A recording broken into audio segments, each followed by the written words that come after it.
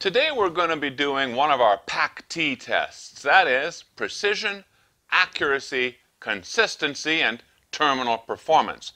And I'm going to be using my .45 ACP pistol today, an HK 45 Tactical. And I am going to be following up on a test that I did in the summer of 2020. Now, I never aired the video on that test because I had video failures. It wouldn't have made much of a video when I have to simply explain a whole bunch of things. But the bullet I was testing that day was a 200 grain Sig Sauer Elite V-Crown bullet. And it's really unfortunate that the video didn't turn out, because that bullet really did turn out. It performed fantastically, and in fact, it has the highest score that we've ever achieved for any of our tests. 450 points out of a total 500 points. And that bullet, again, was a 200 grain bullet fired into a gel block, bare gel block, 20% NATO block from 7 yards, our typical test. The depth of penetration was a very nice 10.5 inches, with 100% of the bullet's weight being retained. The diameter of that retrieved bullet was 0.729 inch, in other words, a 162% expansion. Since shooting that factory load, I wanted to revisit that bullet, and I got a little bit lucky. I got a box of those bullets, and over the winter, this past winter, I reloaded for those bullets. And what I used was this, unique powder, Alliant unique powder. This is an excellent powder for lots of the pistol loads that I fire or that I use. And I worked up that load from a minimum of 5.4 grains all the way up to a maximum of 7.0 grains. Now, that's not the absolute maximum for this load, but that's where I stopped. I loaded a 5.4 grain, 5.8 grain, 6.2 grain, and 6.6 grain, and then the 7.0 grain. And over the winter, I went out and I shot those different tests, 5 shots of each, watching for pressures and looking at the results on the chronograph. And here's the results.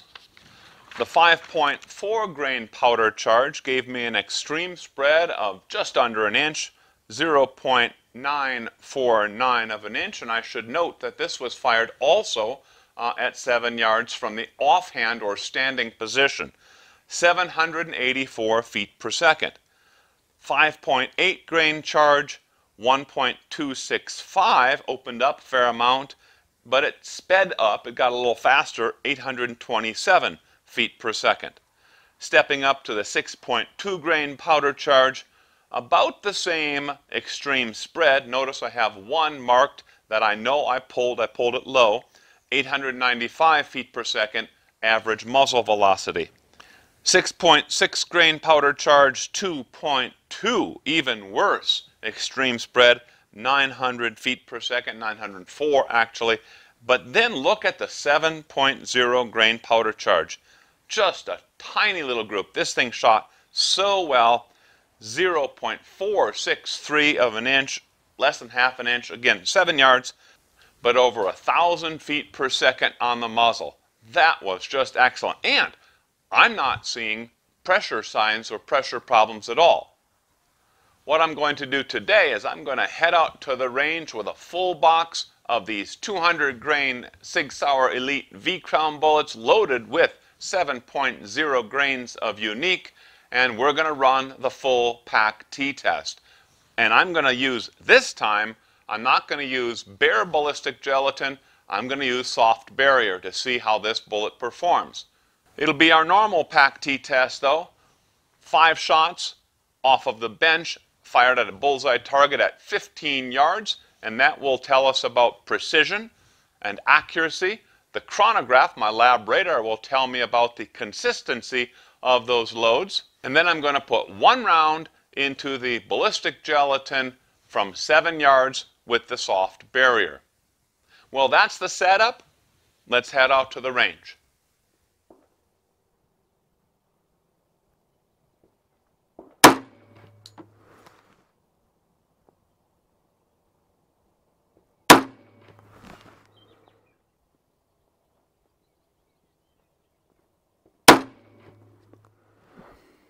Now it's interesting, in the winter when I worked up this load, now I'm using unique powder, but in the winter when I worked up this load, I was getting 1,000 feet per second, so slightly faster than we're seeing today, even though today it's much warmer, and normally we see faster or higher velocities in warmer temperatures just because the powder is warmer.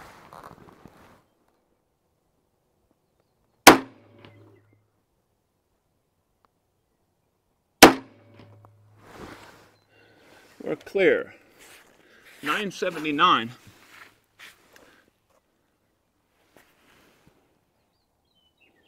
Standard deviation was 14.4 feet per second, and of course we recorded all 5. Next, we're going to go ahead and put 1 round into that clear ballistic gelatin from 7 yards.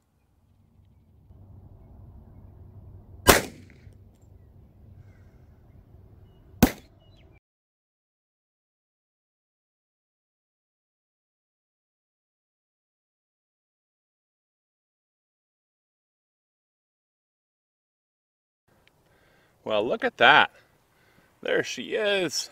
I hit it a little bit high. Not too bad, though. Let's go ahead and get a measure on it. I'm going to guess we're at about 15 inches. Yeah, pretty much exactly 15 inches.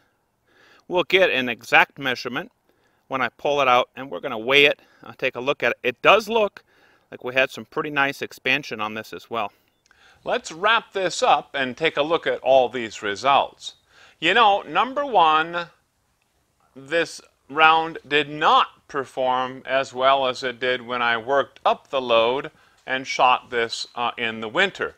We went from less than a half-inch 5-shot group. Now that was shot at 7 yards, by the way.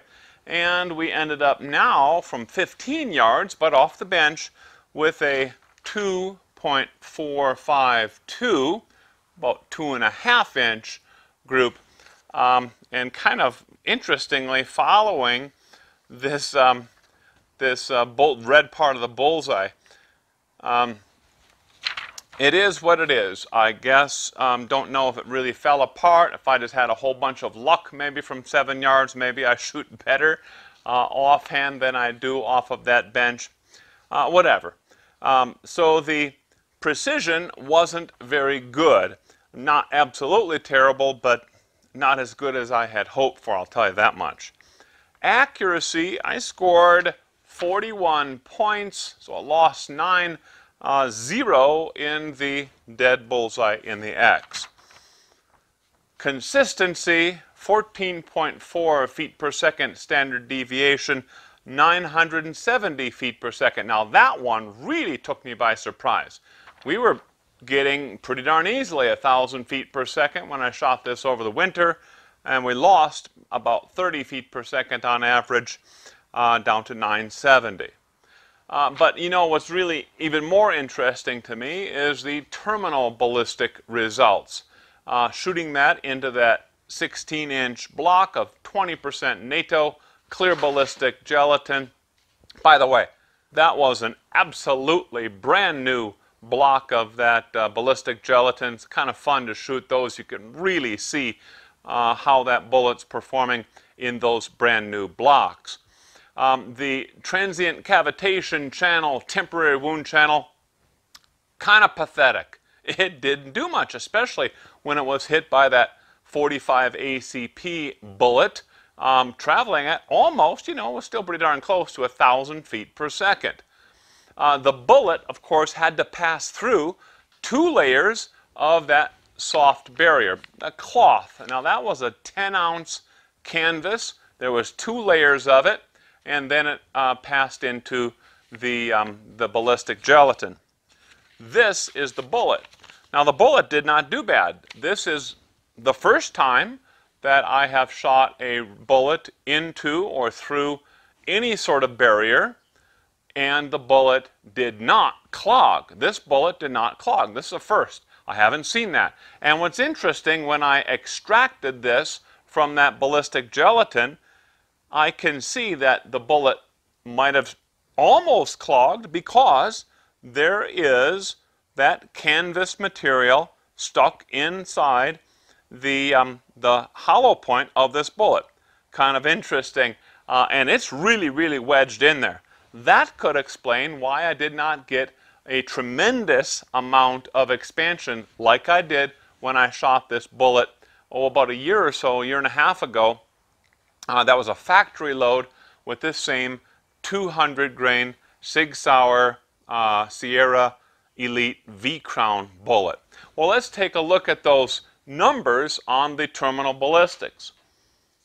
It was 56 degrees, by the way, that day, and I do not like to shoot any of these rounds below 50 degrees, so we were good that way.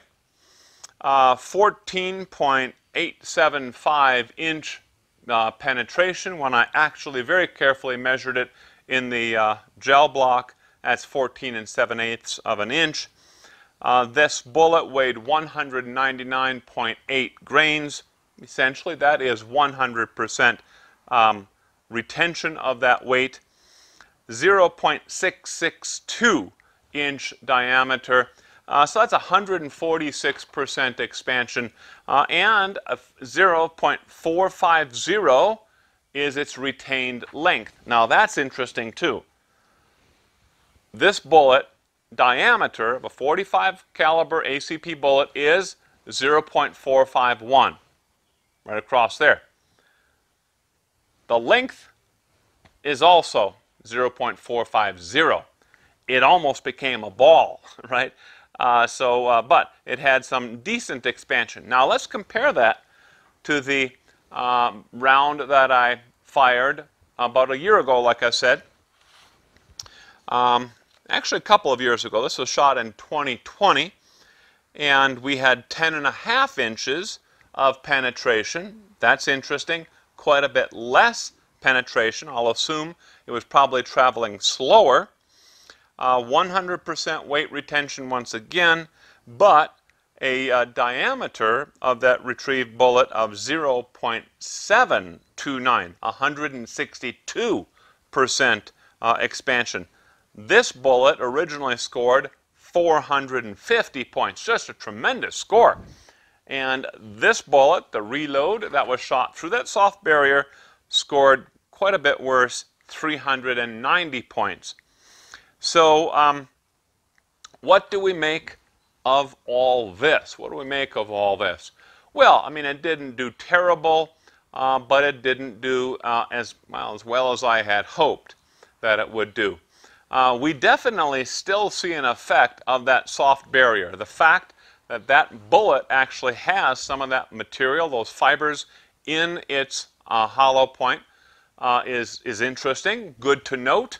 And also, I think that that's why the bullet did not expand as much as it did when I fired that factory round into the clear ballistic gelatin. Both times 20%, both times 7 yards away. But the first time was the bare ballistic gelatin, this one with some of that cotton or canvas material, 10-ounce canvas material. So that about wraps it up for this video. We're going to be doing some more PAC-T tests. I got a number of 9mm bullets I'm going to be testing with my HK VP9. Plus, we're going to be testing the M193. One of you actually asked me to do that test, and that one is coming up in just a few weeks. Thanks again for watching. See you next time.